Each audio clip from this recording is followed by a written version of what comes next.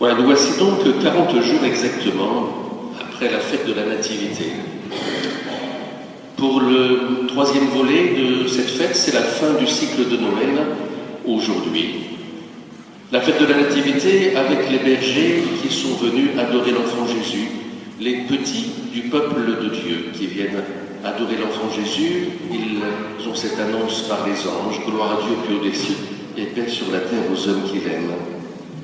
Et puis nous avons fêté l'Épiphanie, c'est-à-dire les mages, les nations, les païens, toutes les nations qui viennent reconnaître ce petit roi des Juifs comme celui qui est envoyé de Dieu, comme le Messie, comme l'étoile qui se lève.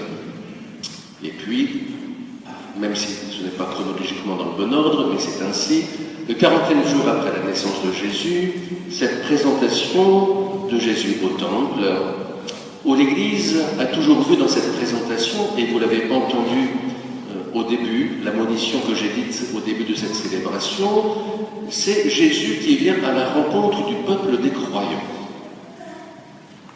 Les bergers sont venus, les mages sont venus. Dans le temple du Seigneur, Jésus vient à la rencontre du peuple des croyants, dans le temple. Et ici, le peuple des croyants est représenté par Siméon et Anne, deux personnes très âgées, qui attendent l'un la consolation d'Israël et l'autre la délivrance de Jérusalem, et qui attendent depuis de longues années. Ils sont très âgés ainsi. Mais revenons à ce rite de la purification de la Vierge et de la présentation au temple, puisque c'est en fait deux rites en un seul. Ce rite de l'offrande du premier-né mâle vient, vous le savez, j'espère, de la sortie d'Égypte. Et je vous rappelle ce qui est dit au moment de la sortie d'Égypte. Vous savez, j'espère que vous savez. Vous savez les différentes plaies. Vous savez les différentes plaies qui arrivent au peuple d'Égypte avec Moïse et Aaron, et que Pharaon ne veut pas laisser partir ce peuple. Et que la dernière plaie est cette mort de tout premier-né en Égypte, premier-né mâle de tous les Égyptiens et de tous les animaux des Égyptiens. Et que c'est en raison de cette mort du premier-né mâle que Pharaon va dire au peuple, mais partez, laissez-nous tranquilles, et qu'ils vont laisser partir le peuple. Et vous savez aussi qu'avec le sang de l'agneau, qu'on mettait sur les linteaux des portes, eh bien le fléau n'est pas passé dans les maisons des Hébreux, et que donc le premier-né mâle des Hébreux n'est pas mort, a été sauvé de ce fléau, et qu'ainsi ce premier-né mâle a été sauvé de la mort ainsi.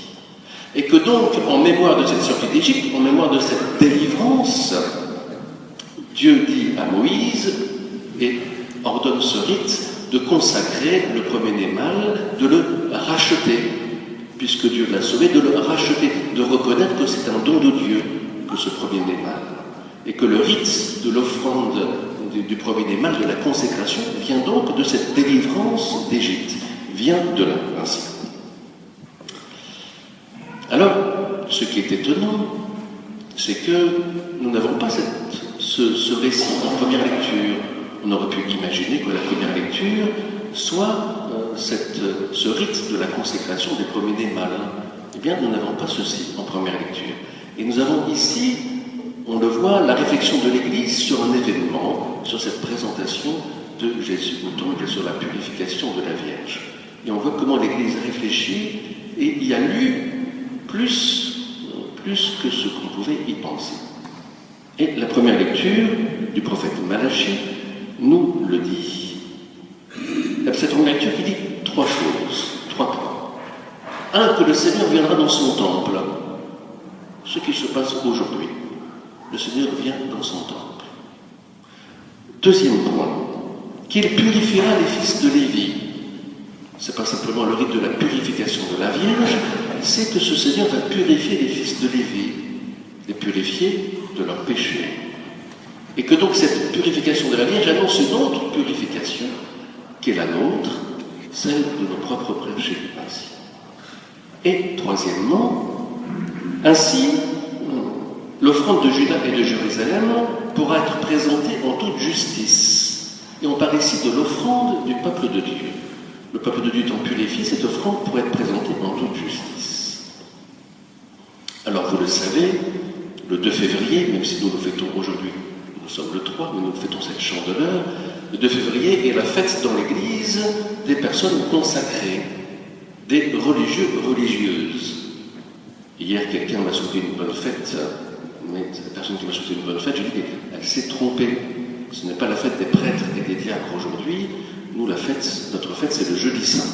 C'est pas aujourd'hui. Aujourd'hui, c'est la fête des religieux, religieuses, et nous en avons deux ici dans l'Assemblée, Sœur Agnès est ici et Sœur Madame qui est là-bas. Et puis on pense aussi aux autres religieuses que nous avons connues. Alors je précise de quoi il s'agit. Un religieux, une religieuse se consacre à Dieu dans ce qu'on appelle les vœux religieux. C'est une consécration de lui-même, c'est pousser les vœux du baptême, l'engagement du baptême au plus loin possible. Dans ces trois vœux de chasteté, pauvreté, obéissance. Chasteté, cette liberté par rapport à la personne, pauvreté, cette liberté par rapport au bien, et obéissance, cette liberté par rapport à notre propre volonté. Et donc les religieux font cette offrande d'eux-mêmes, cette consécration d'eux-mêmes à Dieu. Et c'est une offrande d'eux-mêmes. Cette offrande d'eux-mêmes, ils la font à la suite du Christ. Parce que ici, dans l'Évangile, ce qui est annoncé, alors que deux petites colombes sont offertes par Marie et Joseph, ce qui est annoncé dans cet Évangile, c'est l'offrande que Jésus va faire de lui-même pour le pardon des péchés et pour nous faire vivre de l'Esprit Saint. Cette offrande que Jésus veut faire de lui-même, et que l'offrande qui est annoncée ici, c'est l'offrande de Jésus de lui-même ainsi. Et que les religieux religieuses font une offrande d'eux-mêmes à Dieu. Et que les religieux religieux sont dans l'Assemblée en tant que laïcs. Même si ça ne paraît pas ainsi, ils sont dans l'Assemblée. Alors que nous, prêtres et diacres, nous sommes ordonnés, donc mis en face de l'Assemblée pour être en dialogue avec l'Assemblée. C'est une autre position, c'est une autre posture ainsi. Cette offrande que les religieux religieuses font d'eux-mêmes nous indique celle que nous aussi, nous sommes appelés à faire de nous-mêmes. Parfois on entend dire « Mais moi je ne viens pas à la messe, ça ne m'apporte rien ». On entend dire ça. Parfois des personnes qui disent « Mais qui ne veulent plus continuer parce que ça ne leur apporte plus rien ». Mais la question c'est pas est-ce que ça m'apporte quelque chose à moi ? Mais l'autre question c'est qu'est-ce que j'apporte moi dans cette célébration ? Sachant que de toute façon, quelle que soit la beauté de la liturgie ou pas, quelle que soit la qualité de l'homélie ou pas, quel que soit le nombre de personnes qui sont ici, qu'elles soient âgées ou jeunes, quel que soit tout cela, c'est bien le Christ qui vient à notre rencontre et que nous sommes invités à bénir, comme le vieillard Simeon qui bénit l'enfant Jésus dans ses bras. Et que quelles que soient les conditions dans lesquelles se passe l'Eucharistie, c'est bien le Christ qui vient ainsi à notre rencontre. Et la question est, qu'est-ce que j'apporte dans cette célébration ? Est-ce que moi-même, je m'apporte dans cette célébration ? Est-ce que je viens simplement pour recevoir pour moi ? Ou est-ce que je viens aussi pour me donner moi-même et offrir ma propre vie ? Et dans le Christ, nous sommes invités à offrir notre propre vie pour la gloire de Dieu et le salut du monde, comme nous le dirons tout à l'heure. À l'offrir nous-mêmes. Et dans la prière eucharistique numéro 3 que je vais prendre tout à l'heure, il y a cette phrase « Fais de nous, Seigneur, une éternelle offrande à ta gloire ». Et donc la question c'est « Qu'est-ce que j'apporte dans tout cela ?» même si je ne vois pas de résultat pour moi. Alors je vais terminer par une lettre du Père Caffarel à une jeune fille de 13 ans. Cette jeune fille de 13 ans, elle commençait à prier, instruite par sa propre mère à faire oraison, à prier. Et elle prenait un quart d'heure tous les jours pour prier le Seigneur, cette jeune fille de 13 ans. Et elle rencontre le Père Caffarel et elle lui dit son trouble, alors qu'elle est devenue interne, elle lui dit son trouble, elle lui dit qu'elle ne ressent plus la présence de Jésus dans sa prière. et elle lui confie ce trouble. Qu'est-ce qui se passe? Je ne ressens plus rien dans la prière. Sous-entendu, ça ne m'apporte plus rien. Qu'est-ce qui se passe? Est-ce que c'est de ma faute ou pas? Et en gros, voici la réponse du Père Caffarel. Et on peut penser, derrière cette réponse, au vieillard Siméon et à la prophétesse Anne, très âgée, qui attendait dans la durée ce qui allait venir, la consolation d'Israël, la délivrance de Jérusalem. S'ils attendaient, c'est qu'ils ne le goûtaient pas, c'est qu'ils l'attendaient vraiment. Et donc ils ont attendu sans goûter ce qui allait venir, mais persuadés que ça allait venir. Et ça nous dit quelque chose, ce que dit le Père Caffarel ici à cette jeune fille de 13 ans, de comment tenir dans la prière alors qu'on ne sent rien et qu'on ne voit rien.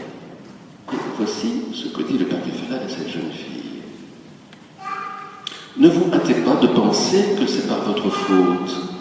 Efforcez-vous plutôt d'accepter de bon cœur et de bonne humeur et en grande patience ce qui est une épreuve. Votre foi sortira plus pure et plus forte. Plus pure. Ça me fait penser à purifier qu'on a entendu aujourd'hui. Votre foi sortira plus pure et plus forte de cette marche dans le désert où rien ne pousse, où l'on ne rencontre personne. Lorsque le Seigneur vous laissait entrevoir sa présence, c'était bien facile de vous attacher à lui. Mais maintenant que rien de sensible ne vient vous aider, votre foi est obligée de s'affirmer et de s'affermir. Et dans vos oraisons, vous êtes ainsi invité à croire que Jésus est là, même si vous ne sentez rien. Votre vie intérieure retirera un deuxième bénéfice de ces oraisons difficiles. Sa grâce vous sera donnée d'autant plus abondante que vous serez plus vide et plus avide, plus désireuse, plus dans l'attente. Troisième bénéfice, comme le métal dans le feu, votre amour du Christ se purifie dans ses oraisons. De nouveau le mot purifier ainsi. N'avez-vous pas remarqué que souvent vous vous rendiez à l'oraison avec le grand désir de retrouver la si bonne joie que vous y aviez la veille? Preuve que vous n'y alliez pas simplement pour lui, mais pour vous aussi.